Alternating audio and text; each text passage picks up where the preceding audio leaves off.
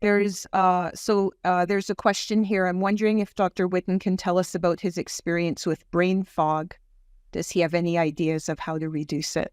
Oh my God, it's such a big question, and I don't think that brain fog is I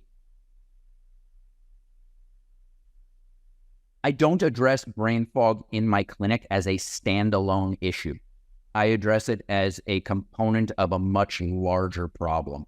So the first thing that I want to know with brain fog is, how is that person sleeping?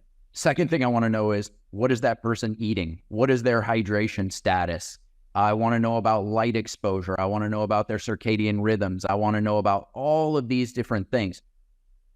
You typically don't find brain fog in people who have, you don't find brain fog in situations where things are functioning the way that they're supposed to. So the rule with a symptom like brain fog is you start tugging on that string and seeing what in that person's current lifestyle, habits, situation is suboptimal. And then you work closely with that person to say, what are you willing to change? What if I can show you the research showing that if you can get half an hour or an hour more sleep every night, and there's a lot of different ways that we can approach how that occurs, brain fog diminishes by a certain amount. What if I show you that by having certain nutrients tested, there's a direct correlation between brain function? Are you willing to get those blood tests and then subsequently make nutritional modifications to bring those nutrient levels up? Hydration status and brain fog so closely tied. Are you willing to monitor the color of your urine for a few days so that we can get a rough indicator of what your hydration status is? I want to know about physical activity levels. We know for a fact that physical activity directly ties to ability to focus and concentration levels. So, and also can influence neurological wiring in the brain like super, super fast. So I want to know about all of these things. And I find that when you start tugging on that string, typically it's not going to be one thing that you find. It's going to be a series of things that you find. And then the key is not to overwhelm the person, but to say, hey, I'm doing these 17 things at once. That's right. Let's try this one thing and let's see how it influences this one thing that you're having an issue with.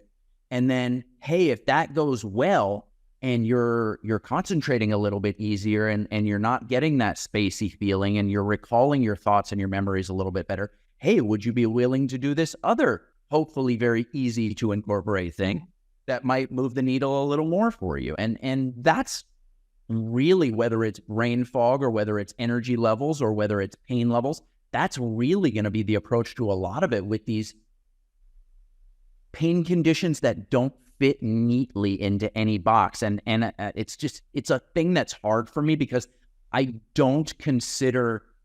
just don't put a lot of stock in a fibromyalgia diagnosis. So really what I want to find out is what else is happening in that person's life. So maybe to paraphrase what I think you're saying, Yoni, is you're taking a functional approach rather than a diagnosis approach. You're like, what is not functioning optimally and how can we fix it? That's exactly right. You know, a fibromyalgia diagnosis for me is no different than a cervicalgia diagnosis. The person has neck pain. Okay, well, now it's up to me to figure out where is the neck pain. Yes, that's what we need to know. Why does that person have brain fog? Why do they have widespread pain and fatigue? Why are they having sleeping difficulties? Why is it so closely tied to anxiety and depression and all these other things?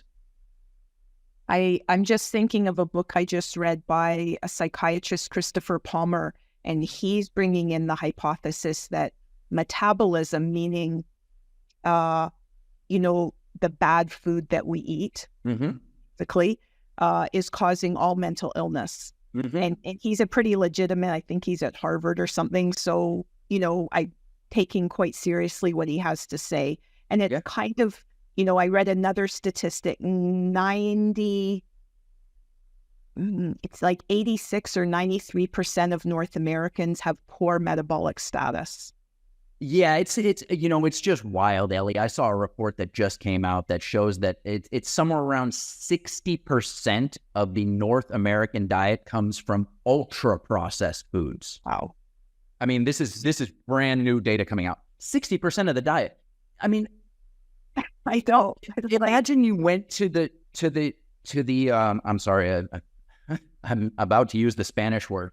Imagine you went to the gas station and you've got a regular fuel tank and you fill 60% of your tank with diesel fuel, just a fuel that your engine is never designed to work with.